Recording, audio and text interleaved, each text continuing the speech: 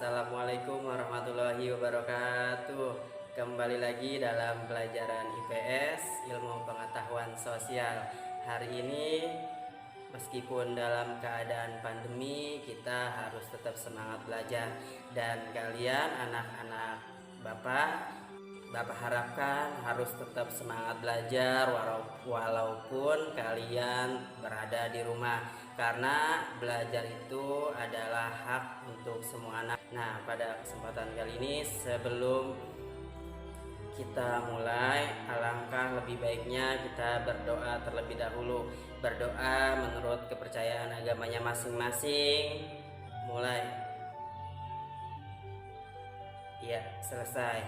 Nah, semoga anak-anak Bapak semuanya dalam keadaan sehat walafiat. Nah, untuk pembelajaran hari ini, simak video berikut ini dan jangan lupa di akhir video akan ada soal yang harus kalian jawab. Oke, check this out. Hari ini kita akan belajar tentang kelangkaan dan kebutuhan manusia oleh Akmal Maulana Nasrullah SPD. Nah, kita bisa lihat di gambar.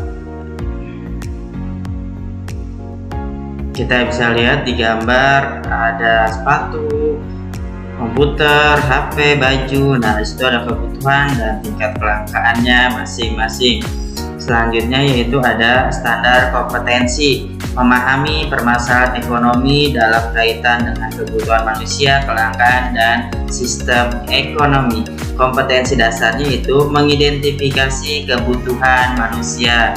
Selanjutnya ada kelangkaan. Sebenarnya kelangkaan itu apa sih? Kelangkaan adalah keadaan di mana jumlah barang yang diminta lebih banyak daripada jumlah barang yang ditawarkan, atau suatu kondisi di mana keinginan manusia tidak terbatas sedangkan alat pemuas kebutuhan manusia terbatas. Yang dimaksud dengan alat pemuas kebutuhan yaitu contoh barang, contoh baju, komputer, dan lain-lain, handphone.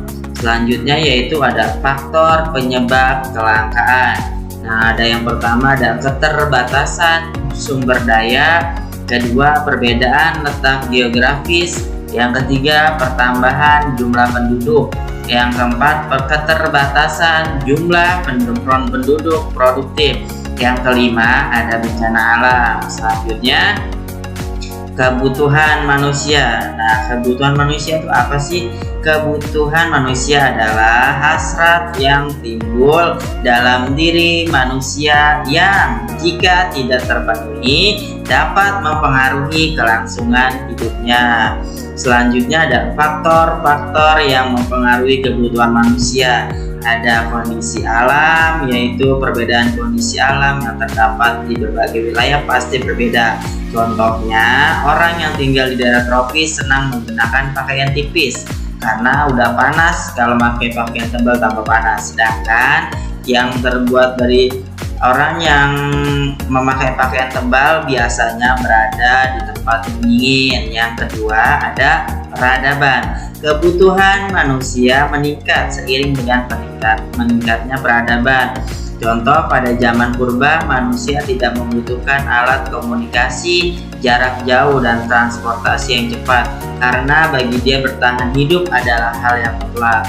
Selanjutnya yaitu ada adat istiadat. Contohnya ada upacara perkawinan, kesenian, tradisional, dan lain-lain.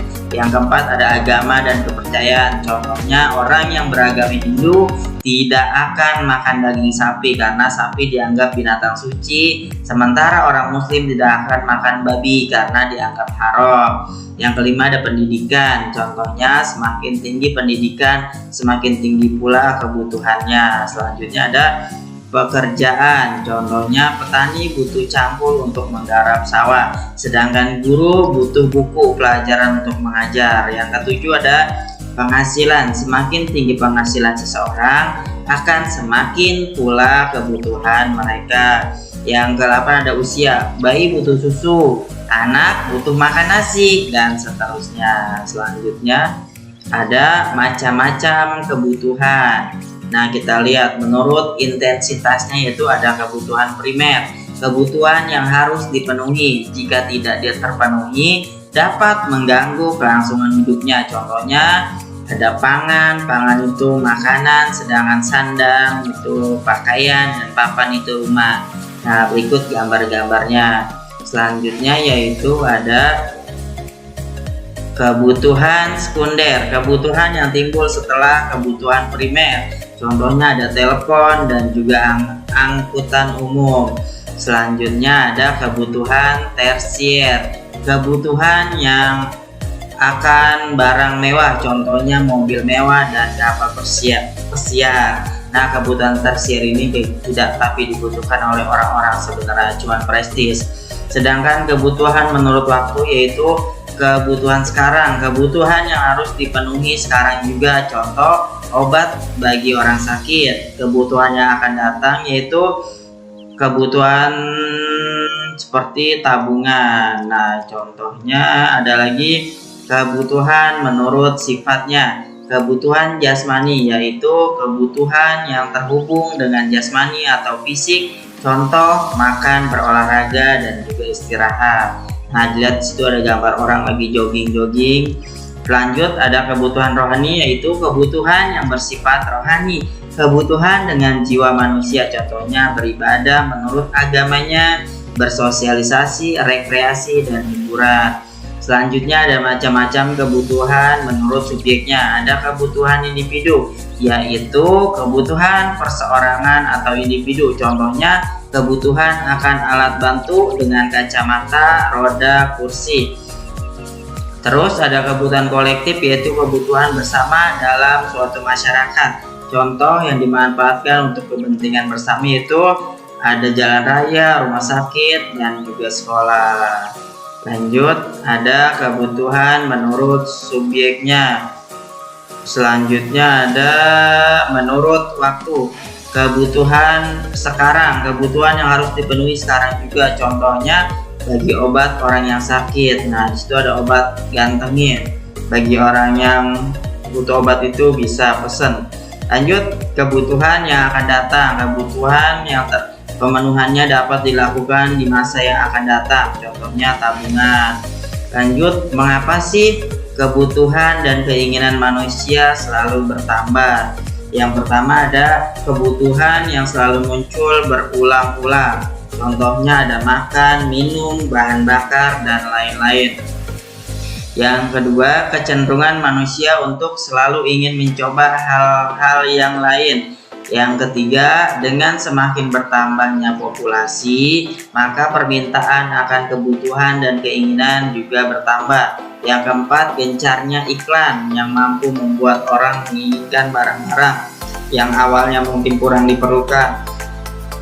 Yang kelima, diterimanya materialisme sebagai gaya hidup oleh sebagian orang. Nah, agar kalian lebih paham bagaimana konsep kebutuhan, jelaskan apa yang kalian tangkap dari video ini dengan menjawab soal-soal berikut ini dari 1 sampai 10. Jangan lupa dikerjakan soalnya ditulis dan juga jawabannya dari video yang sudah tadi dijelaskan.